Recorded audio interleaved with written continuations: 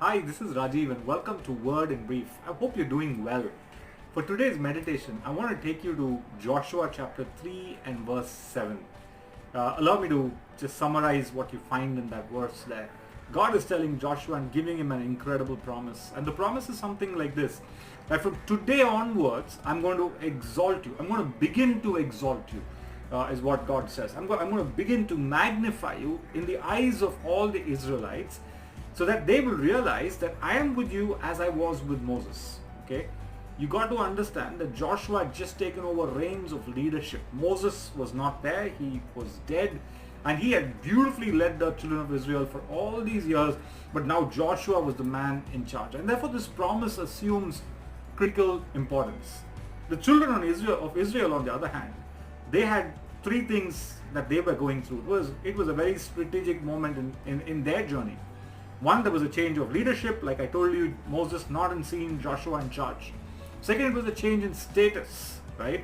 A change in status because all this while they'd heard about this incredible promise of God, of them actually going to become inheritors of the promised land, and therefore the change of status implied that they were no longer going to be slaves, nor were they going to be nomadic set of people who journeyed in the wilderness, but now they were going to settle down.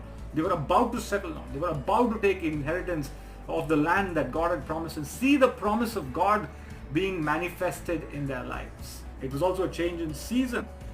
Okay, the change in season was the promise of God was about to become a reality in their lives. So a very interesting phase for both Joshua and the children of Israel.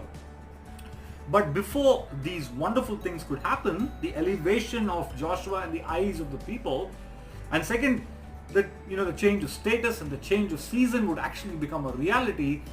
There was something that stood between these events.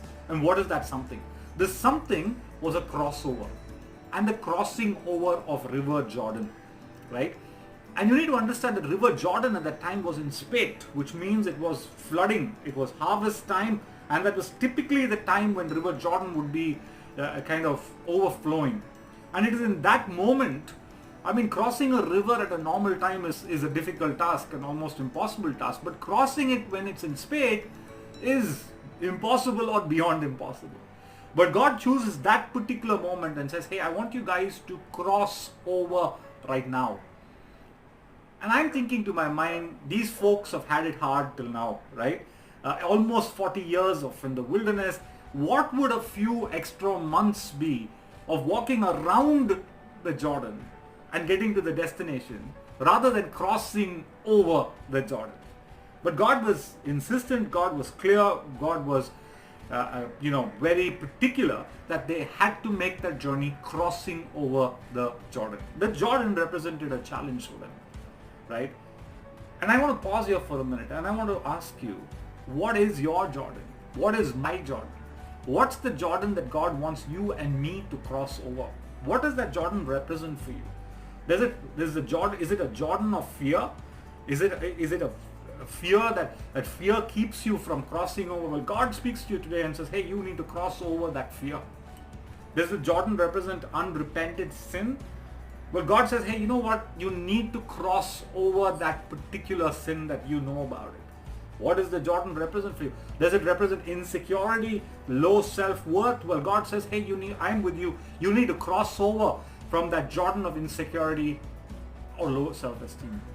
What does that Jordan represent to you? Does it represent a mindset that everything's over, it's finished, nothing's going to happen in my life? Well, God says, hey, I want you to cross over from that mindset of defeat, that mindset of resignation. Cross over that Jordan.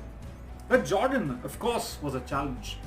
And it makes me to think, does God allow challenges in my life? And I think the answer to that is yes, God allows challenges.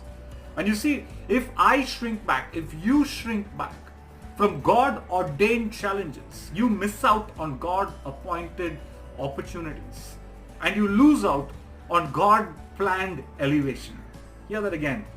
If you shrink back, or if I shrink back from God-ordained challenges, you miss out on God-appointed opportunities. And you lose out on God-planned elevation. You see, when the children of Israel and Joshua crossed over the Jordan, we find in Joshua chapter 4 and verse 14, Again, if I summarize the verse says this: on that day, God exalted Joshua. God magnified Joshua. When on that day, and all the children of Israel recognized what God had just done, right? You see, the crossing over was important for the children of Israel to go over the other side and start inheriting the land on the other side, right? I want to tell you that don't shrink back from the challenges which God has ordained in your life. It's easy for us to settle on this side of the Jordan. And this side of the Jordan represents the comfort zone. This side of the Jordan represents, just living out and wasting, our time when God wants us to go and take inheritance, when God wants us to go on the other side where He can magnify us, right? I want to tell you, God is with you. It's time for you to make that crossover. It's time for you to cross over your Jordan. So God bless you. Have a blessed week, even as you think about what you just heard. God bless you.